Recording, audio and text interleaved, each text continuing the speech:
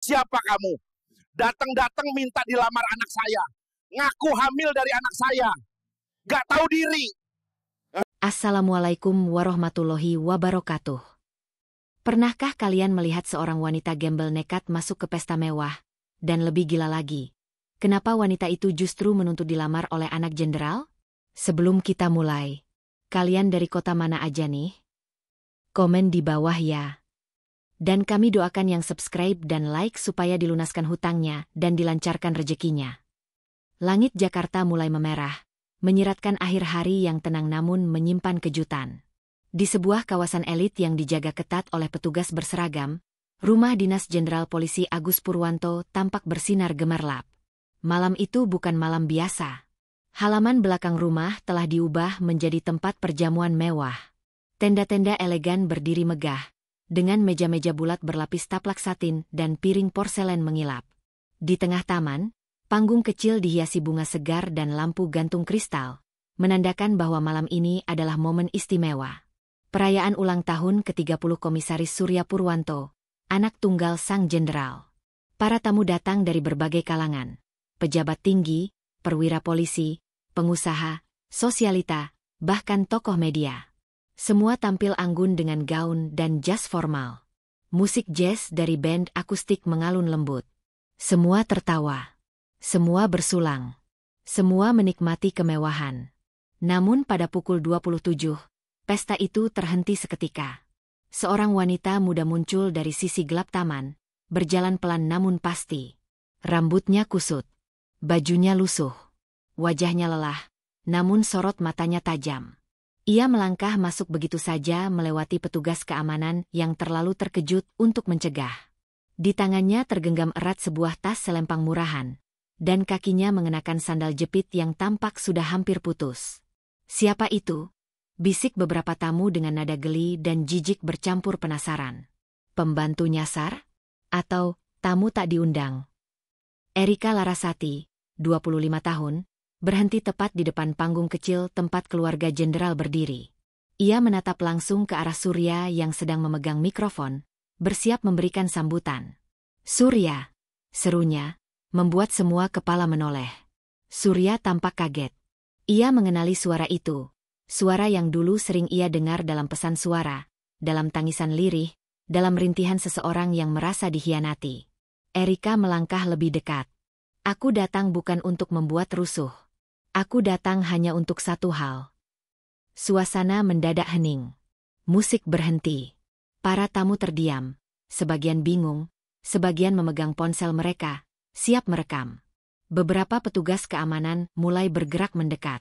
"Surya, lamar aku malam ini. Di sini.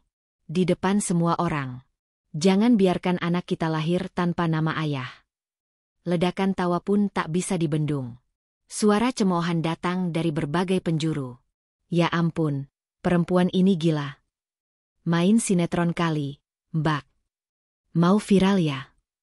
Jenderal Agus langsung memanggil ajudannya. Nyonya Widya, istri jenderal, tampak syok, menutup mulutnya sambil menarik tangan suaminya. Surya sendiri terdiam. Tubuhnya tegang, keringat dingin mulai mengalir di pelipisnya. Ia tak menyangka Erika akan berani datang ke pesta ini. Apalagi, membawa aib yang selama ini ia sembunyikan rapat-rapat. Dua petugas keamanan mulai mendekat, siap menggiring Erika keluar. Tapi sebelum sempat mereka menyentuhnya, Erika mengangkat tangannya tinggi-tinggi. "Tunggu. Sebelum kalian usir aku, tolong buka ini." Dari tas selempangnya, Erika mengeluarkan sebuah kotak kecil. Kotak merah kusam. Tidak mewah, tidak mencolok. Ia menyerahkannya langsung ke tangan Jenderal Agus yang masih terdiam kaku di sisi panggung. "Bukan untuk saya, tapi untuk harga diri anak saya kelak," katanya pelan, namun suaranya jelas terdengar ke seluruh penjuru taman yang kini senyap. Seketika seluruh pesta seperti membeku. Jenderal Agus menatap kotak itu. Tangan tuanya sempat bergetar. Di sampingnya, Nyonya Widya tampak panik. Tapi semua mata kini hanya tertuju pada satu hal. Apa isi kotak kecil itu?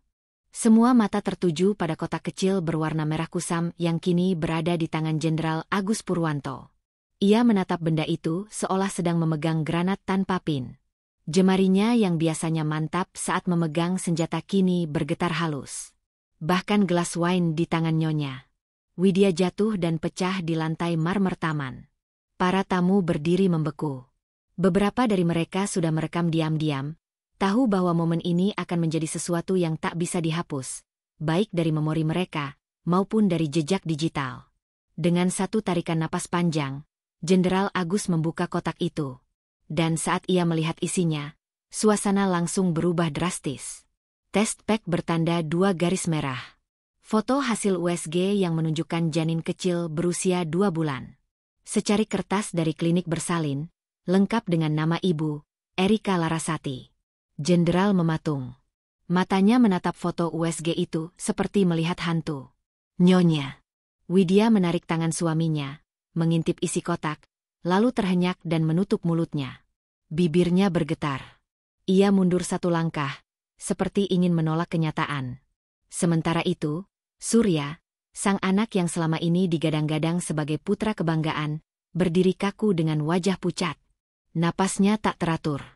Ia mencoba berbicara, namun lidahnya terasa keluh. Ini bohong, gumamnya, nyaris tak terdengar.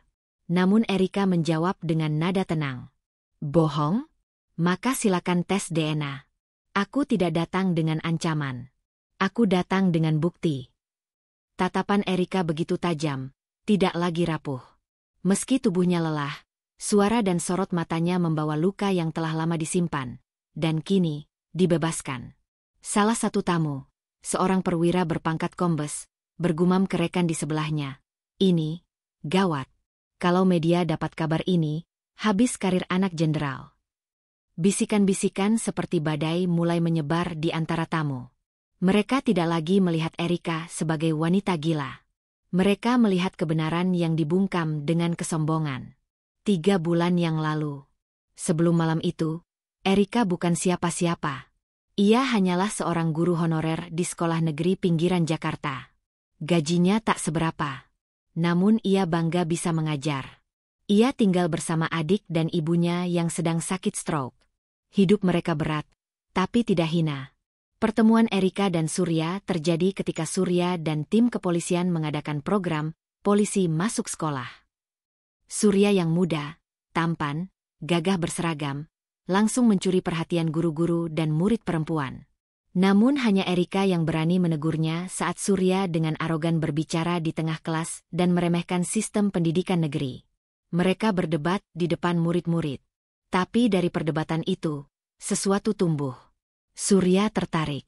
Ia mendekati Erika setelah acara selesai. Awalnya sopan, lalu manis, lalu mulai mengajak bertemu. Erika sempat menolak. Ia tahu dunia mereka berbeda. Tapi Surya terus mengejar. Gaji dan pangkat bisa dibeli. Tapi hatimu, cuma kamu yang punya, kata Surya saat itu. Erika pun luluh. Mereka mulai menjalin hubungan diam-diam. Erika dijemput malam hari, dibawa ke apartemen, diberi janji-janji. Surya bilang, aku akan serius. Namun 2 minggu setelah Erika mengabari bahwa ia hamil, Surya berubah. Tidak ada balasan. Nomor diblokir. Erika datang ke markas polisi, tapi tidak bisa bertemu. Ia datang ke rumah dinas, tapi ditolak oleh satpam. Dan malam itu adalah usaha terakhir Erika. Saya tidak ingin uang. Saya tidak datang membawa malu. Saya datang untuk keadilan. Untuk anak saya, ucap Erika, kini kembali menatap Jenderal. Keheningan yang membakar wajah. Jenderal Agus masih terpaku. Para tamu tak lagi tertawa. Bahkan Nyonya Widya yang sejak tadi mengedepankan harga diri keluarga, kini hanya mampu berdiri lemas. Jenderal akhirnya menatap Surya. Jawab, Surya, benar ini anakmu? Surya tak menjawab, hanya mengangguk pelan, lalu menunduk. Semua tamu terdiam. Keheningan itu jauh lebih menusuk daripada teriakan. Erika menatap ke sekeliling. Ke orang-orang yang tadi menertawakannya, menghina bajunya, dan menyebutnya gila. Ia ingin berkata, lihatlah sekarang, tapi ia tidak perlu. Diam mereka adalah pengakuan. 1 langkah ke depan. Erika melangkah maju. Saya akan pergi. Tapi sebelum itu, saya ingin anak saya tahu bahwa ibunya pernah berdiri sendiri, di hadapan para pejabat, di rumah seorang jenderal, untuk membela harga dirinya sendiri. Ia tidak menunduk saat berjalan keluar taman. Petugas yang tadi hendak menyeretnya, kini membiarkannya lewat. Beberapa tamu perempuan bahkan menunduk, malu atas sikap mereka sebelumnya. Dan untuk pertama kalinya malam itu, Jenderal Agus tidak bisa berkata apa-apa. Langit malam di Jakarta berubah muram setelah peristiwa itu. Musik tak lagi dimainkan. Pesta bubar sebelum waktunya. Para tamu yang sebelumnya bergembira kini pulang dengan wajah penuh canggung. Mereka saling berbisik pelan, menunduk saat berpapasan dengan jenderal, dan sebagian dari mereka bahkan menghapus rekaman video dari ponsel mereka, takut jika skandal itu benar-benar menjadi konsumsi publik. Namun satu nama terus berputar di kepala semua orang. Erika Larasati. Wanita lusuh yang berani berdiri di depan kekuasaan. Wanita yang datang tanpa undangan tapi pulang dengan kemenangan moral yang tidak bisa dibantah. Sisi lain dari Erika. Pagi berikutnya, suasana di rumah Erika jauh dari sorotan. Ia duduk di dapur sempit sambil memotong roti kering untuk sarapan adiknya, Raffi, yang baru kelas 4 SD. Ibunya, Bu Endah, terbaring lemah di tempat tidur karena stroke, hanya bisa mengedipkan mata sebagai bentuk komunikasi. Meski kejadian semalam masih membekas di kepala Erika, ia tetap melakukan rutinitasnya seperti biasa, menyuapi ibunya, membereskan kamar, dan mencuci pakaian. Tak ada yang tahu bahwa wanita yang dianggap gila oleh orang-orang kaya semalam, sejatinya adalah mantan siswi berprestasi yang pernah masuk berita nasional karena meraih beasiswa luar negeri. Erika dulu adalah siswa SMA unggulan. Ia bahkan sempat diterima di universitas ternama di Eropa lewat jalur beasiswa penuh. Tapi saat ayahnya meninggal karena kecelakaan kerja, dan ibunya terkena stroke, Erika memutuskan menolak beasiswa demi keluarganya. Ia bekerja dari pagi hingga malam, guru honorer siang hari, kasir minimarket malam hari. Ia menutup semua mimpinya hanya untuk menjaga agar keluarganya tetap makan, tetap hidup. Ia bukan gila. Ia hanya wanita yang pernah percaya pada cinta, namun dikhianati oleh orang yang ia kira akan melindungi. Surya dihadapkan dengan kenyataan. Sementara itu di rumah mewah Jenderal Agus, Surya duduk di ruang kerjanya. Wajahnya kuyuh. Ia belum tidur sejak malam kemarin. Ayahnya, sang jenderal, berdiri membelakanginya, menatap keluar jendela. Kau tahu apa yang paling membuat ayah malu? Suara jenderal tenang, tapi tajam. Bukan karena kau berbuat salah, tapi karena kau lari dari tanggung jawab. Surya diam. Tak ada pembelaan. Kau bangga berseragam, tapi kau tidak bisa menjaga kehormatanmu sendiri. Ayah sudah hadapi kriminal, bandar, bahkan pembunuh, tapi hanya kau yang membuat ayah ingin menyerah. Kata-kata itu menusuk. Surya menunduk dalam-dalam. Di dadanya ada rasa bersalah, tapi juga ketakutan. Dunia media sosial sudah mulai beredar rumor. Foto Erika, kotak merah itu, dan reaksi para tamu mulai tersebar di grup-grup WhatsApp kalangan atas. Aku takut. Yah, kalau aku akui anak itu, karierku bisa habis. Dan kalau kau tidak mengakuinya, jiwamu akan habis, balas jenderal tegas. Ibu dan anak. Di kamar Bu Endah, Erika duduk sambil memegangi tangan ibunya. Ia menceritakan apa yang terjadi malam itu. Walau ibunya tak bisa bicara, air mata menetes di sudut mata wanita tua itu. Aku tahu mama pasti malu. Tapi aku cuma ingin anak ini lahir dengan nama ayahnya. Aku nggak minta hidup mewah. Aku nggak butuh nama belakang, Purwanto. Tapi aku ingin nanti, saat anakku bertanya siapa ayahnya, aku bisa jawab dengan kepala tegak. Erika mengelus perutnya yang mulai membulat. Ia tahu hidupnya tidak akan mudah. Tapi malam itu, ketika ia menyerahkan kotak kecil itu di tengah pesta, ia juga menyerahkan luka terakhir yang selama ini ia pendam. Tekanan dari luar. Pagi itu pula, telepon berdering di meja kerja Jenderal Agus. Dari media nasional. Dari rekanan bisnis. Dari Mabes Polri. Isinya satu, konfirmasi kebenaran isu yang viral. Surya berada di ambang dua pilihan. Menghindar dan membiarkan namanya tercoreng selamanya. Mengakui kebenaran dan menghadapi konsekuensinya. Dari publik, dari lembaga, dari dunia. Tapi tekanan datang dari tempat paling tak disangka. Ibunya sendiri, Nyonya Widya. Aku tidak mau punya cucu dari perempuan kampung, Pak. Apalagi cucu yang lahir dari perzinahan, ucapnya histeris. Namun jenderal hanya menatap istrinya dalam-dalam dan berkata pelan. Perzinahan itu ketika anakmu main-main dengan cinta lalu lari. Yang salah bukan Erika, tapi Surya. Dia cuma korban dari kemunafikan kita. Malam yang sunyi. Di kamar kecilnya, Erika memeluk Raffi yang ketakutan karena teman-temannya mulai membicarakan kakaknya. Ia tidak tahu bagaimana hidup mereka akan berjalan setelah ini. Ia hanya tahu satu hal. Kebenaran sudah ia perjuangkan, sisanya biarlah waktu yang menghakimi. Dan di tempat berbeda, Surya berdiri di depan cermin, melihat bayangan dirinya. Seragam dinasnya tergantung rapi. Tapi untuk pertama kalinya, ia merasa tak pantas memakainya. Ia tahu, tak ada tempat bersembunyi lagi. Hujan turun pelan saat pagi itu Surya berdiri di depan pagar rumah Erika. Ia mengenakan jaket biasa, tanpa seragam. Wajahnya tak lagi sombong, rambutnya acak-acakan, dan ada bayangan gelap di bawah matanya, tanda malam tanpa tidur. Di tangannya ia membawa sebuah kantong plastik berisi makanan dan vitamin ibu hamil. Tapi ia ragu melangkah. Tangannya bahkan sempat gemetar saat menekan bel. Pintu dibuka oleh seorang bocah kecil, Raffi, adik Erika. Tatapan bocah itu tajam, seperti tak menyukai kedatangannya. Lalu terdengar suara dari dalam rumah. Raff, siapa itu? Erika muncul di balik pintu dengan wajah lelah dan tatapan dingin. Sekilas, Surya tak mengenali perempuan yang dulu ia peluk dengan janji manis. Sekarang, di hadapannya, berdiri seorang ibu, bukan lagi pacar yang bisa ia permainkan. Apa yang kamu mau? Suara Erika tegas.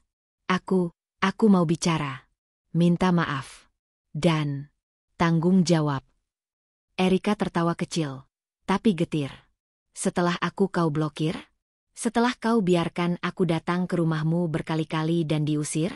Setelah aku dianggap gila di depan ratusan orang? Surya menunduk. Ia pantas mendapat itu. Aku tahu aku pengecut. Tapi, aku juga nggak mau anak ini lahir tanpa aku di sisinya. Suasana hening sejenak. Lalu Erika bertanya, kau datang karena malu? Atau karena benar-benar ingin bertanggung jawab? Surya terdiam. Ia tahu jawaban yang jujur adalah campuran keduanya. Tapi ia tak ingin membohongi Erika lagi. Awalnya karena malu. Tapi setelah kejadian malam itu, aku sadar. Aku pengecut. Aku ingin berubah. Erika menatapnya lama. Di balik kelelahan, matanya masih menyimpan luka. Tapi luka itu tidak membuatnya lemah. Justru menjadikannya lebih kuat. Aku tidak butuh janji. Aku tidak butuh maaf. Kalau kau benar-benar ingin tanggung jawab, tunjukkan. Bukan hari ini, tapi seterusnya. Konferensi pers sang jenderal. Sementara itu, di markas besar, Jenderal Agus Purwanto berdiri di podium dengan wajah tegas. Di belakangnya ada logo kepolisian dan bendera merah putih. Puluhan awak media berkumpul. Kamera menyala. Mikrofon diarahkan. Saya berdiri di sini bukan sebagai jenderal, tapi sebagai ayah. Yang semalam disadarkan bahwa tidak semua orang di sekitarnya adalah malaikat. Termasuk anak saya sendiri. Semua wartawan terdiam. Ucapan itu tak biasa. Terlalu jujur untuk ukuran seorang petinggi. Saya ingin meminta maaf secara terbuka kepada publik, kepada masyarakat, dan terutama kepada seorang perempuan bernama Erika Larasati, yang telah memperjuangkan hak anaknya dengan keberanian luar biasa. Saya dan keluarga akan bertanggung jawab penuh. Dan anak saya, Surya, akan menikahi Erika secara sah. Ledakan pertanyaan langsung muncul dari wartawan. Tapi jenderal hanya menjawab satu hal. Ini bukan urusan jabatan. Ini urusan hati nurani. Reaksi publik. Dari penghinaan menjadi penghormatan. Kabar konferensi itu menyebar cepat. Media sosial yang sebelumnya ramai dengan video penghinaan kini berubah menjadi simpati. Foto Erika yang lusuh tapi berdiri tegar dengan kotak merah kecil di tangannya viral di mana-mana. Banyak yang menyebutnya ibu pejuang keadilan. Beberapa aktivis perempuan bahkan mengangkat kisahnya sebagai contoh keberanian melawan arogansi kekuasaan. Erika mulai menerima banyak pesan dukungan. Namun ia menolak tampil di televisi atau diwawancara. Aku bukan pahlawan. Aku cuma seorang ibu. Pertemuan keluarga yang tak terduga. Malam itu, keluarga besar jenderal datang ke rumah Erika. Mereka membawa seserahan sederhana. Tidak ada pesta. Tidak ada karangan bunga besar. Hanya satu permintaan. Kami ingin meminang Erika. Resmi. Dengan niat baik. Nyonya. Widya datang dengan tatapan yang masih menyimpan gengsi, tapi kali ini ia tidak bersuara. Mungkin karena malu. Mungkin karena sadar, harga dirinya kalah oleh keberanian Erika. Di tengah ruang tamu sempit, Jenderal Agus memegang tangan Erika. Saya minta maaf atas semua perlakuan buruk keluarga kami. Kami tidak pantas memintamu masuk ke dalam keluarga kami. Tapi kalau kamu bersedia, kamu akan kami terima dengan sepenuh hati. Erika menatap perutnya, lalu melihat adiknya yang berdiri di samping. Ia menarik napas. Saya tidak minta dilamar karena ingin jadi istri perwira.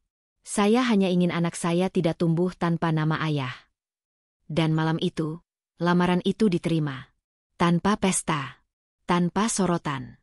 Hanya dengan janji baru, untuk membangun keluarga bukan dari kemewahan, tapi dari tanggung jawab dan kejujuran. Cerita ini menyampaikan pesan moral yang kuat tentang keberanian, kejujuran, dan harga diri.